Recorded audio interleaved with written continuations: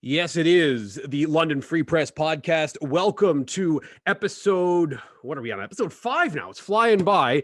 And there's a lot going on. And we talked about COVID stuff with Max Martin last week. And people are wondering, hey, how is COVID going to impact things in my life that I really enjoy? I.e., we're not going to OHL hockey games right now. But the hope is that there's at least going to be some OHL hockey for us to watch coming up in the early portion of 2021. What's that going to look like? Who better to ask about that than Ryan Pyette, sports reporter with the London Free Press, who joins us here on the podcast today. Hey, Ryan, thank you very much for doing the podcast with us. No problem, Craig. I don't have anything else to do. There's no sports going for me to cover. I wonder if my chair at Bud Gardens has been dusted off since I left 7 months ago. I bet you it looks almost exactly the way it did when you left. You'll go back in there; it'll be eerily similar once you arrive. Let's talk about when you're going to be back at Budweiser Gardens next. And we don't even know if the media is going to be allowed at the games or how that's going to work. They've done that for U.S. sports, so I suspect they'll just have a nice little cordoned off spot for you somewhere in the stands. No, this might be practice for it. This Zoom call might be practice for it, right? Oh, maybe you're going to be stepping in to ask Dale Hunter questions after games or whoever it is you get to talk to. So February, that's the target right now that we've been hearing. Tell us, Ryan, what the OHL is saying about when their return to play might happen. Well, yeah, February. So originally it was December 1st, and that's obviously not going to happen. So it got pushed back. And last week, David Branch, they had a governor's meeting and they had a general manager's meeting, and they decided to push it back to February 4th. To give them a little more runway. As you know, Craig, there's a number of issues that the OHL has to deal with. Fans in the stands is a big one, and so is the border. With they've told me from the outset that they want Erie, Flint, and Saginaw to be able to play in their home arenas when they get started. They don't want to have to move them to Chatham or Cornwall or the other non-OHL centers that would have to be a kind of a host. That's been raised a few times. They don't want to do that. They want their teams there. So that means the border becomes a massive issue. And this just gives them a runway. Going to February gives them a runway of, maybe things are going to change in 3 months. Yeah, that gives them a huge runway, as you said. And look, I think we're all hoping things are a lot different 3 months from now than they are right now. We don't know if they will be. And yeah, the U.S. border especially is a massive variable. I'm not sure exactly how they do it. I get why they want those teams where they belong, though, because it's not just a matter of moving the team for a while. You've got to find billets. You've got to find an infrastructure for these teams. So to say that, Erie's now playing in Chatham and Flint is now playing in Cornwall, and we're going to have a team playing out of some rink in Toronto, and that's going to be what Saginaw is doing. That is just way, way, way more easier said than done. Yeah, absolutely. It's to me that's been the critical one. That and the fans. The OHL isn't like the NHL. There's not some big TV deal that's going to rescue them, and so they need paying customers in the stands, and it's got to be. I saw the Junior B come up with, maybe we can get 150 people in the rink at some point. OHL needs more than that to these teams are losing money. Even right now, there's bills to pay. They still got to pay for the scholarships that they've already committed to. They still have to pay payroll for the people that are still employed there and haven't been laid off. And they've got other costs. They have to pay for the kids their off-season training. The teams pay for that. And if you think of that, like it's 7 months now of paying for off-season training. So that bill has gone a little higher than they would have expected. Yeah, I would think so too. So have you heard anything from anyone within the league, Ryan, about how they plan on having those U.S. teams be where they are and how they might plan on having fans in the stands? What are people saying, perhaps not even publicly, but behind closed doors, about some ideas they might have right now? Or do those ideas even exist as far as you know? Well, I think it's just kind of waiting to see what the situation is. You can't do anything without, and I think we've learned that all along, is you can't do anything if the government doesn't allow it, if the public health units don't allow it.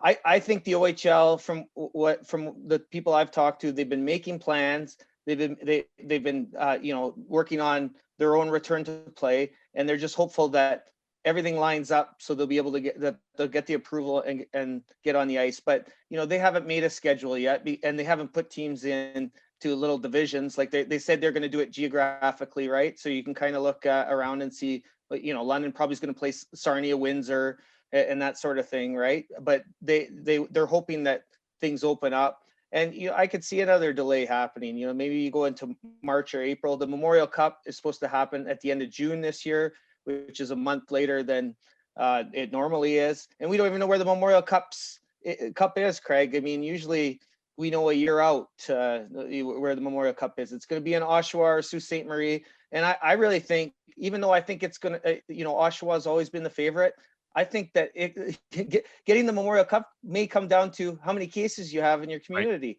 Right. And I know, being from the Sioux, there hasn't been nearly as many as there has been in the GTA. I was just going to say that is definitely an inside track for Sault Ste. Marie if it's a matter of what does the case count look like? Because Northern Ontario, and I was actually talking to someone who's been doing business there, just not, remotely, but still, they've been relatively unaffected by this thing. So there's another variable as well, as far as are the public health officials in Sault Ste. Marie or in Sudbury or in North Bay going to think that it's a great idea for a team full of hockey players from London or Kitchener or Windsor or wherever to come up there and play a couple of games? And I don't know if they will. So that adds to that divisional aspect that you were talking about and that realignment aspect you were talking about. Yeah, and Craig, that's a huge hurdle, another huge hurdle for the OHL, because David Branch told me, and he told me again when I talked to him last week, we're all like all for one and one for all. We're 20 teams and we're going to play with 20 teams. I saw in Junior B again, a couple teams, Buffalo and Welland, have dropped out and they're not going to play this year. Now, if a team decides to do that, that's different, but they're not going to tell a team, hey, you can't play. Or they're not going to say, hey, Mississauga, you're in the GTA, or Oshawa, you can't play this year and we're going to play with 18 teams or something like that. They're not going to do that. And it goes back to the American teams. We're not playing with 17 teams this year. We're going to make sure we have all 20. Yeah, and I respect the league for at least making a go of it. I hope it goes well. How confident are you, Ryan, that they'll figure something out, if not by February, a little later? Because it's going to be a truncated season no matter what. Even if the Memorial Cup ends in June, if we're not starting until February or later, how confident are you that they'll figure something out? I'm not confident at all. I mean, I honestly, Craig, in March when they shut down the game, yeah, I remember I was going to go, I was getting ready to cover a game on the Friday. And when they shut down the season, I was like, oh, well, maybe, in a week or two, they'll start up again. Here we are in October. Honest, I guess maybe I'm an optimist or something like that. But, I hope they do. And, I've talked to some of the owners and general managers, and they're like, hey, we want to send an OHL, we want to have 2 OHL teams at the Memorial Cup this year in June. So if it comes down to it, most of the teams I suspect would be willing to have a small tournament in May, not even a season, and just kind of start up and play a tournament just to get a representative into the Memorial and have that Memorial Cup. Because it was for London Knights fans, it was incredibly disappointing. They're in first place. They're ready to go. And obviously everybody understands, why it was done, but it was tough to lose that season. And I don't think anybody wants to lose a second season. Right. And there's no chance it's exciting that the World Juniors, it looks like they may get to play in a bubble in Edmonton, just like the pros did, but there's no way the OHL can do that. No. And the more I become pessimistic, the more I watch what's happening in Quebec. I understand they have more cases than we do, but you've seen teams shut down. Like the last time I looked at the standings in the Quebec League, there's been teams that played 10 games and other teams that have played 2 games. I'm like, at some point you ruin the integrity of the league if you're trying to play catch up like that all the time. Yeah, no, it seems absolutely ridiculous if there's that type of spread. Tell us a little bit more about what Quebec is doing. Basically, they're doing something not dissimilar to what Major League Baseball did, which is everyone goes around, everyone plays their regular schedule, their regular rinks, but we're going to be doing a lot of testing is essentially the shorthand of it, right? Yes, and that's why the OHL has not. Another thing about February is they're trying to get around maybe we don't have to test people, right? Because that they want to stay away from that. The Quebec League, they got into it right away in the start of October, and nobody in the stands in Quebec. But very interesting because in the Atlantic provinces, they have their own little bubble, and as everybody knows, in the Atlantic bubble, the situation in Atlantic Canada is a lot different than Quebec, but yet these teams are in the same league. but not really playing each other. So, Quebec's had all these stops and starts. They've had a bunch, 3 teams have outbreaks, and some of them pretty significant outbreaks. I think the last time I checked, there was 38 cases. And that's a lot. That's a lot of positive cases. I get the sense in Ontario that, one's too many. One positive test is too many. But like David Branch said, I asked him last week. I'm like, should they have not started up? And he's like, when we met as 3 leagues with the Western League, the Quebec League, and OHL, we said, hey, if you have a chance to start up, then go for it. And that's what they've tried to do, and it looks like they're going to try to keep continuing along here. But I just wonder, like we said, I wonder how long before it just becomes a factor of, like, you better shut this down because it's just getting out of control. And you give them a lot of credit for trying to start. And I know they in Quebec, so there was a lot of negotiation there to start. And one of the things was they asked for $20 million to make up for the owners, having to pay and kind of get this going without the revenue, or without any revenue coming in from fans, from ticket sales. And the government came back with, yes, okay, but you got to, in exchange, you got to kind of curb fighting here. So they changed their fighting rules, and it's and obviously fighting's on its way out anyway. But it just seemed like a kind of a strange way to get $20 million. Yeah, that was bizarre. We'll talk about the government's interference in Ontario here in a second, because there have been some mixed messages, to say the least. What's the Western League doing? It kind of similar what the OHL's up to, but they want to start playing in January, I guess? Yes, they want to start January 8th, which would have been like, that's around the trade deadline in junior hockey, right? January 10th is kind of the trade deadline. So they want to get started there, and obviously with a shortened season. And, again, where we are now, Craig, I don't know. They're now Alberta, BC, a little bit different situation than Ontario and Quebec, and so we'll see if they're able to start. Then I start to feel a little bit better about Ontario's chances, But I don't see it, and I have a feeling that even though Ontario is last in say February, I wouldn't be surprised if the Western League will push that back as well to start in line with the OHL.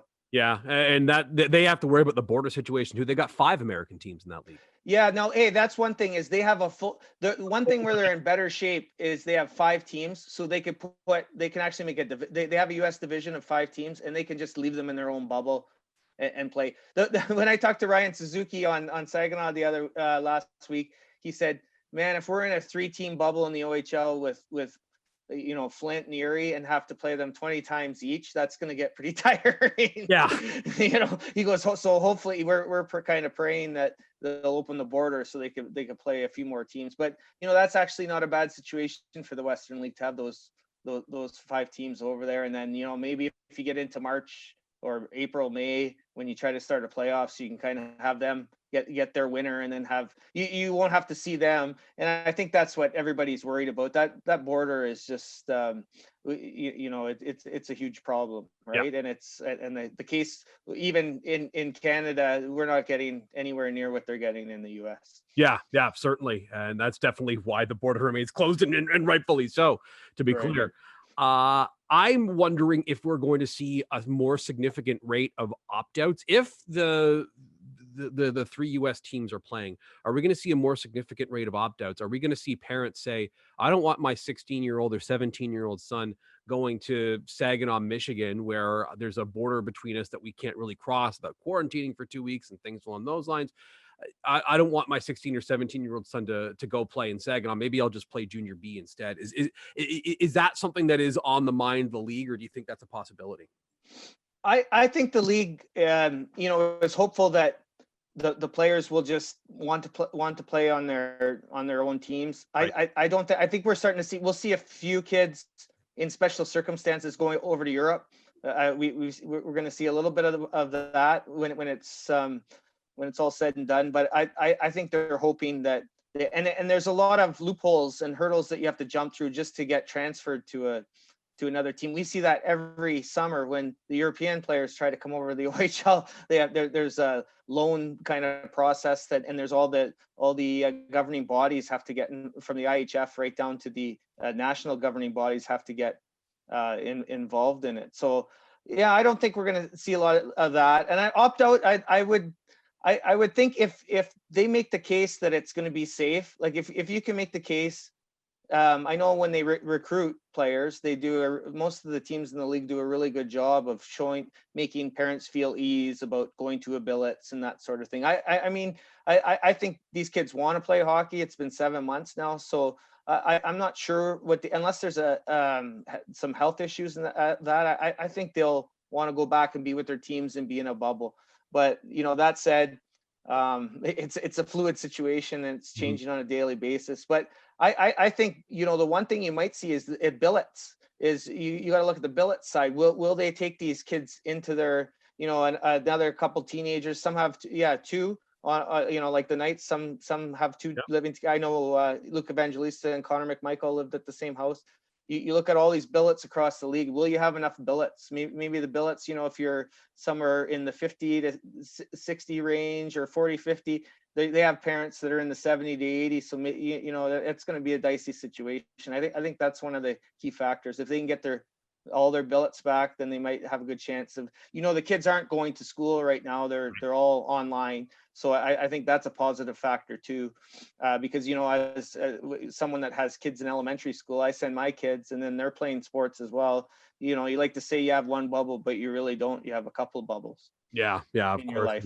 And everyone else has their own bubbles, and then there's a lot of cross bubbling, and the word bubble has become a big part of our lives over the last 7 years. Oh yeah.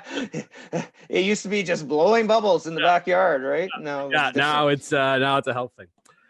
Let's talk, and we briefly alluded to it earlier. Let's talk before we wrap up, Ryan, about the body checking situation, because we are hearing one thing from Doug Ford and one thing from Lisa McLeod, and those are two very different things. So where are we at on actual body contact? I shouldn't say body contact, because no one says you can play hockey without contact. It literally can't be done. Now, can there be hockey without body checking? Yes, we see it at the highest level of the women's game. We see it at some kids leagues, obviously at certain ages, but you can't play hockey without contacting other people. It just can't be done. So where is that at right now? Well, it's Lisa McLeod said, and I've read the return to play, and there's no prolonged body contact. You think of the scrums in the corners and that sort of thing. You think I don't know if people know, but when there's a big collision in a hockey game, there are some I don't know what you want to say. It's like same as football. There's some snot flying and that sort of thing. Guys get in each other's faces, and there's some spittle that comes out and that sort of thing. Kind of gross, but that does happen, and that's what they're trying to protect against. So, Lisa McLeod came out last week and again raised a lot of feathers when she said that, no, just incidental contact. And it was funny. I watched the Empire Club thing with Nick Kyprios, and she said, even my family doesn't agree with me, kind of thing. And it's obviously that the premier doesn't agree with her either. And for him to put that out, obviously that's damage control. And I think if you look at, from Doug Ford's perspective, I got all these people that you normally sit in OHL arenas. In London, there's 9,000. In Kitchener, there's 7,000 people that routinely go to the games. Why are we aggravating them? The season's not for 3 months. The OHL came out and said, we're not starting for 3 months. In January, before they go to training camp, that's the time where you start to say that, hey, we're not going to have body checking. And at that point, then you got to make a decision. But I don't understand. At the time, it was in October. I don't understand why she was sticking to her guns on that. I tried to contact her, and her office referred me to her tweets that she was saying, this matter's settled, this matter's settled. And so when we saw that Doug Ford tweet, that was really interesting, because it shows there's a little bit of disagreement going on in the provincial government right now. Yeah. I did not see Lisa McLeod's tweets because she has me blocked on Twitter for a reason that I cannot even possibly imagine. So I don't know why, Ryan. I truly don't know why. But it said something in one of the most prominent hockey. I'm not blocked yet. So if you want to read them, I'll send them to you. Yeah. Please send them over, Ryan. I would like to see them. One of the most prominent hockey voices in the country is Bob McKenzie. And he said something that I was thinking the other day, and he sent the tweets to Lisa McLeod saying, Hey, does body checking really make much of a difference here? Because you mentioned, Ryan, those scrums in the corner, and these guys are also sharing a dressing room. They're on the same benches. They're going in the same penalty boxes. There's always going to be the, hey, I'm going to give you a little face wash in the corner, or hey, you got in my goalie's face because you wanted to, screen the guy or whatever. There's just going to be close contact in hockey no matter what. And I just don't see how body checking really moves the needle that much as far as COVID spread goes. So if you're saying, hey, maybe we shouldn't do the OHL right now, I think there's a conversation to be had for that. And there are some examples perhaps as to why in Quebec. And I think that we can talk about that, but we should do it just without body checking. Makes zero sense to me. It was a great debate. I read a lot of the comments, online just to see the divide of people going on. To me, it smacks of, we don't want to, as a government, we don't want to shut this down. So, maybe this is a hurdle that you can't get over and you're going to be forced to shut it down. And then politically, we're not the ones that shut you down. But I think people see through that. If you put up enough hurdles, I think there's enough hurdles there, Craig, with the, like, as we talked at the start with the border. If you can get over the border and some fans in the stands, like 30% or something like that, then you know what, you deserve to play. And if you and people want to come back and they do want to watch the robust OHL style that people are used to, if they can't, I think at the bottom line, if they do stick to their guns, and if Lisa McLeod sticks to her guns, and they say, and the health, the doctors of health in the region say, hey, we can't have body contact, it'll be really interesting. But I think the OHL really wants to play, so I think they'll find a way around it. And from what I hear in other jurisdictions, I hear there's some games going on, some 4-on-4 games, and there is incidental contact, and there hasn't been cases out of that. And I think as long as you come to the rink safe, like if you do what you need to do, and I think this is pretty much for life, right? If you stay at home and you don't take risks, you don't go to Halloween parties, with 150 people at it. If you do, and these kids are self. We talked to Connor McMichael, Brett Brochu, wanting to go to World Junior Camp. You bet they do. They want to play hockey this year, so they're being as safe as they can. They're not doing anything irresponsible. I think the hockey community, all the athletic community has been very responsible because they want to get back to doing what they love. And Yeah. I don't think it's them causing numbers to go up for the most part. And I don't think there's any proof to that. I would agree with that entirely. It's not like we've seen these huge outbreaks from hockey players or at any level, even kids. We haven't seen that here in London or in a lot of other places. And you mentioned Connor McMichael and Brett Brochu, and I'm glad you did, because World Juniors is something that if you're a hockey player and you're a young kid, that's, especially of this generation, that's something you dream about from the time that about the World Juniors existing. And I just don't want to see those guys lose out on an opportunity they've worked essentially their entire lives for, and they've played so well and they've really earned this. I don't want to see that just go up in smoke for some reason, because we don't find a way to go back and do this safely. I think it is possible. Obviously, you mentioned it's going to be a bubble, so that's good. But I'm hoping for the sake of guys like that, not just McMichael and Brochu, but everyone who would be on that team, that we can make that happen. Yeah, that'd be fantastic. And again, you know what? Not everybody watched the NHL playoffs, but I enjoyed them, and it was great to see Corey Perry do well. Yep. And it'd be great to watch. It would really give us. Obviously, it's going to be a long winter. I think Justin Trudeau said that the other week. And the World Juniors would be. I went to the last one last year in the Czech Republic, and I was talking to Tom Rennie of Hockey Canada last week, and I said, Tom, we were at the last. It's hard to believe that 11 months ago we were at the what is now like the last big international hockey tournament, and it was the 2020 World Juniors, and there hasn't been anything since. They canceled everything else, right? So yeah. It was good to see. They have the money in their TV deal with TSN and the sponsorship. They have the national sponsorship. They have it. So I think that's what and that's what people have to realize is these club teams don't have that revenue that they can generate without the fans, whereas at that level they do, and that's why they can play, and that's why they can test. Hockey Canada obviously has the means to get private testing. They're going to test these guys constantly, and just like the NHL did. And I'm looking forward to that, because The World Juniors is like kind of like over the holidays. It'll be something, especially if it gets to the point where we can't meet with our families.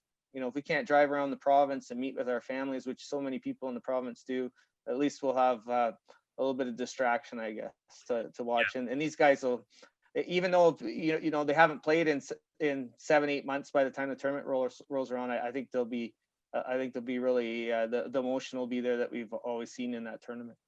I think you're absolutely right about that. And it'll be the first big sporting event on the calendar other than the World Series that is generally where it's supposed to be on the calendar. You know what I mean? Like everything else, right. in like a playoffs and NBA playoffs and everything has been moved. So the Masters is coming up, right? Yeah, exactly. We're gonna have the Masters in November, but everything else has been moved. So it'll just feel normal to watch the World Juniors in December. So I hope that event can be pulled off, and I'm pretty confident Hockey Canada will be able to do that with sort of the NHL's blueprint for how you do that.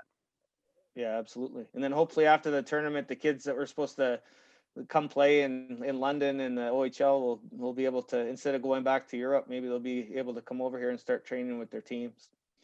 I very much hope that is the case. We'll have to leave it there, Ryan, just because we're up against it. Anything else that you want to add or make sure that we're thinking about here as we look at when the OHL might be back, or what the hockey landscape looks like over the next couple of months here? Well, I'm really interested about faceoffs because my kids started playing, and what happens on the opening faceoff is they line up both teams line up on their blue line, like for the national anthem kind of thing, and the ref kicks the puck to one of the teams, and then off they go. And instead of to mitigate faceoffs, instead of offsides and stuff like that, or icings, when those are whistled, there's a tag up rule. So you go back to the blue line, you go back to the red line, and you come back and attack. And it'll be right now. It's I'm watching 4-on-4 at the minor hockey level. It'd be really interesting to see if we're going to see once the OHL comes back, if we're going to see traditional hockey, or if it's going to be kind of this hybrid thing that we're seeing in minor hockey. It'll be a good debate, and I do know the OHL wants to come back with as close to a game as what we left with in March. Yeah, and I hope that's exactly what happens. Ryan, thank you so much for joining us on the London Free Press podcast today. Anytime, Craig. That's Ryan Pyette, sports reporter for the London Free Press, joining us here on the London Free Press podcast, which, of course, you can subscribe to on Spotify, Apple Podcasts, Stitcher, Google Podcasts. Find us on YouTube as well, and at lfpress.com. Back with another episode coming up on Friday. Thank you for listening to episode 5. And please, again, subscribe to the London Free Press podcast.